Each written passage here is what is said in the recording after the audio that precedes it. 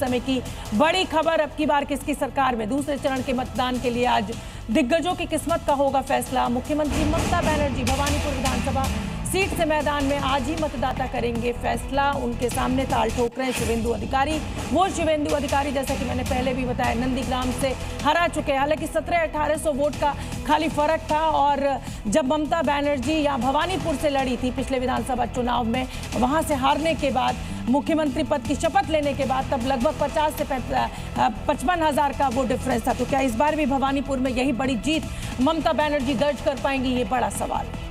पश्चिम बंगाल में दूसरे चरण के मतदान के लिए आज कड़े सुरक्षा के इंतजाम किए गए। सीएपीएफ की कुल 2343 कंपनियां वहां पर तैनात हैं। कोलकाता में सबसे ज्यादा कंपनियां हैं, 274 कंपनियां, 263 कंपनी पूर्व बर्धमान में है। हुगली में 236 कंपनियां तैनात है। आज बंगाल की 7 जिलों पर वोटिंग होनी है और ये वो 7 जिले हैं जिसे टीएमसी का गढ़ माना जाता है। पिछली बार इस चरण में यानी कि 142 सीटों में से बीजेपी के खाते में मात्र 18 सीटें ही आई थी। अब देखना है कि क्या बीजेपी टीएमसी का तृणमूल के इस गढ़ को क्या भेद पाएगी इस चरण में, ये बड़ा सवाल है। बिल्कुल। और देखिए, पश्चिम बंगाल के उत्तर 24 परगना में आईटीबीपी जवानों के हाथ एक बड़ी कामयाबी लगी है।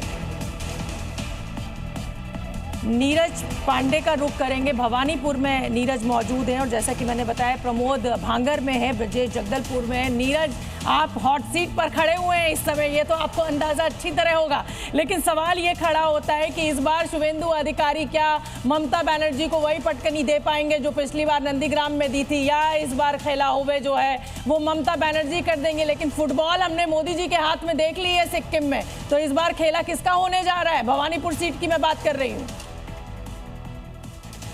देखिए शोभना, दोनों ही पार्टियां अपने तरीके से खेला होवे की बात कर रहे हैं, चाहे वो टीएमसी हो चाहे भारतीय जनता पार्टी है। टीएमसी कह रही है इस बार खेला होवे और प्रधानमंत्री नरेंद्र मोदी ने तो गोल पास कर ही दिया है। तो मैं जहां पे हूं, दरअसल ये शुवेंदु अधिकारी जहां पर रहते हैं उनके घर के पास आया हूं, वहीं पे रुका हूं, क्योंकि यहां से वो मूवमेंट करेंगे तो उनको फॉलो करना है।